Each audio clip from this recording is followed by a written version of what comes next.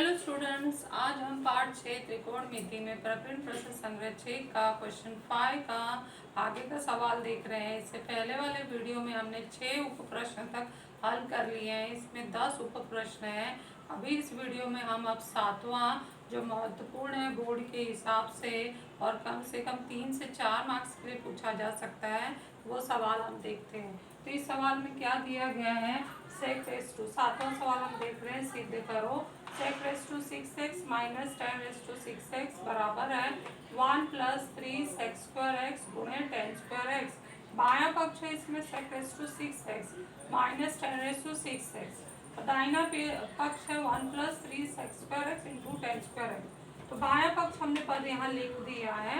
अब हम क्या करेंगे, इसके घातांक को हम इससे भी पहले वाले सवाल में जब घाते 4 आया था तो घाते 4 को हमने वर्ग में बदला था, 2 गुणे 2, 2 दूनी 4। अब यहाँ पे घाते 6 आया है तो घाते 6 को भी हमें घातांक के नियम में गुणनफल में बदलना है।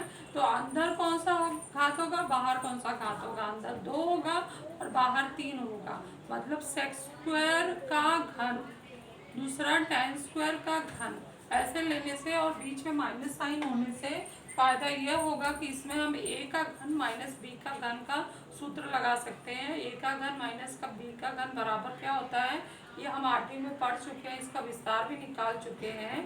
पहले कोष्टक में a माइनस बी होता है और दूसरे कोष्टक में a वर्ग plus A B plus B वर्ग होता है। तो इस सूत्र का उपयोग करेंगे। तो पहले हम 8वीं का ही घातांक का नियम लगाते हैं। a घाते, घातांक का नियम कौन सा लग रहा है, a घाते m घाते n बराबर होता है a घाते m गुणे n।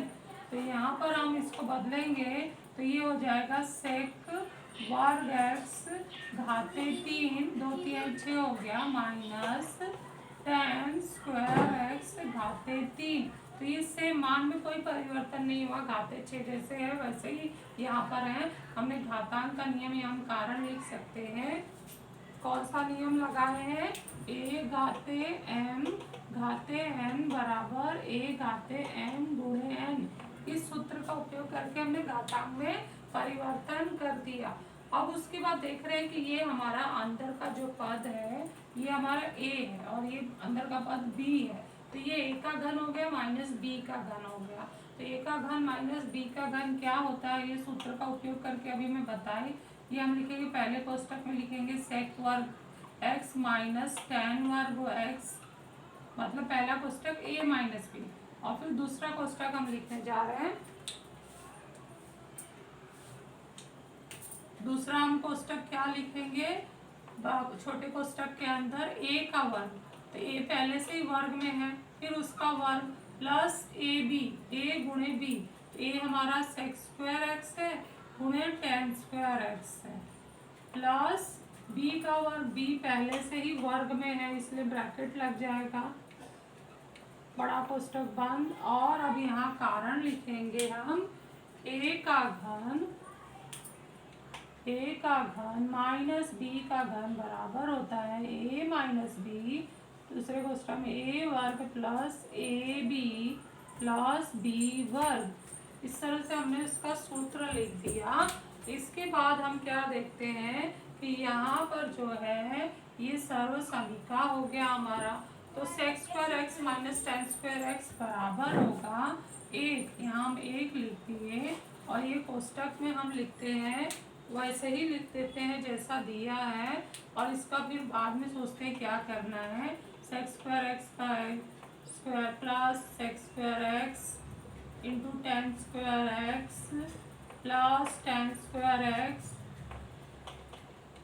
और यहाँ कारण दे देते हैं कि 1 प्लस tan स्क्वायर थीटा बराबर होता है सेक स्क्वायर थीटा, इसलिए sec square theta minus tan square theta बराबर होता है 1, पक्षांतर करने पर।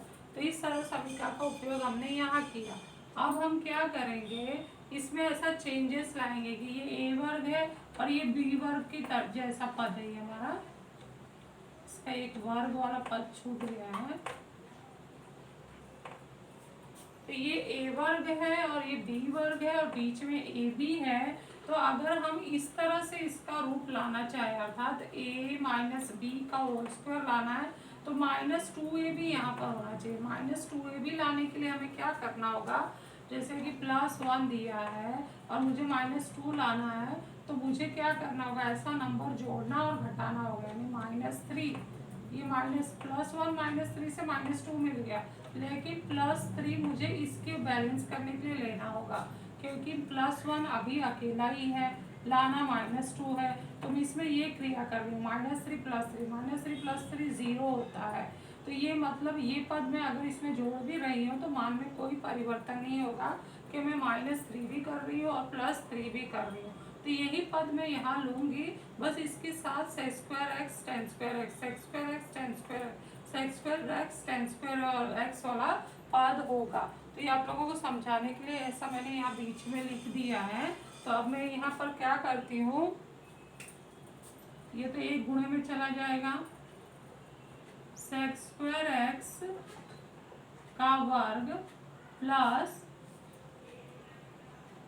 1 sec² x tan² x minus 3 sec² x tan² x plus 3 sec² x tan² x plus tan² x का वर्ग।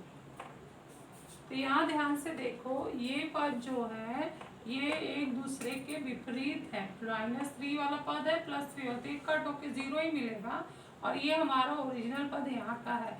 तो मतलब मान में कोई परिवर्तन नहीं है, देखने में ये बड़ा हो गया है, हमने नया चीज भी इसमें लिया है, लेकिन प्लस माइनस विपरीत होने से वो कट होके 0 मान देते हैं और वापस हम इसी पे चले जाते हैं।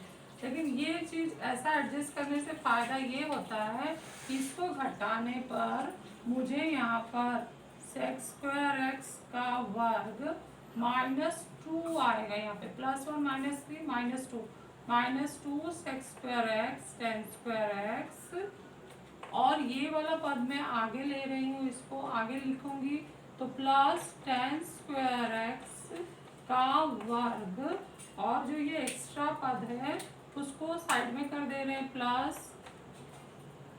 ब्रैकेट यहाँ लगा देते हैं और उसको ब्रैकेट के बाहर कर देते हैं, 3 sec² x tan² x।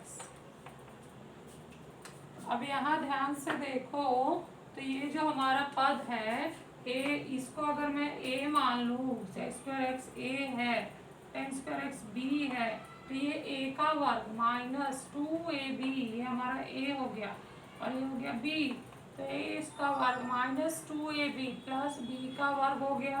तो a वर्ग -2ab प्लस b वर्ग बराबर होता है a माइनस b का होल स्क्वायर। तो ये हमारा होगा a मतलब sec² x माइनस b मतलब tan² x का square plus 3 sec² x tan² x हो गया। और इसमें हमने कौन सा सूत्र लगाया है वो लिख देते हैं कारण में, a minus b whole square बराबर होता है a² minus 2ab plus b का वर्ग। अब sec² x minus tan² x हमने कारण दिया है, sec² theta minus tan² theta 1 होता है, तो उसी तरह से थीटा इधर x है तो ये मान हमारा हो जाएगा 1 का वर्ग plus 3 sec² x tan² x, इसलिए 1 plus 3 sec² x tan² x हो गया, जो हमारे RHS के बराबर है। इसके नीचे तुम लोग लिख दोगे कि इसलिए LHS बराबर है RHS, और इसलिए क्वेश्चन रिपीट करना है, sec⁶x माइनस tan⁶x बराबर है 1 plus 3 sec² x into tan² x। ये हमारा क्वेश्चन रिपीट होना चाहिए, नहीं तो इसमें हाफ मार्क्स कट हो जाएगा। तो ये आप लोगों को इसके नीचे ही लिखना है। तो इस तरह से हमने ये सवाल जो बहुत ही महत्वपूर्ण है एग्जाम के लिए हल किया।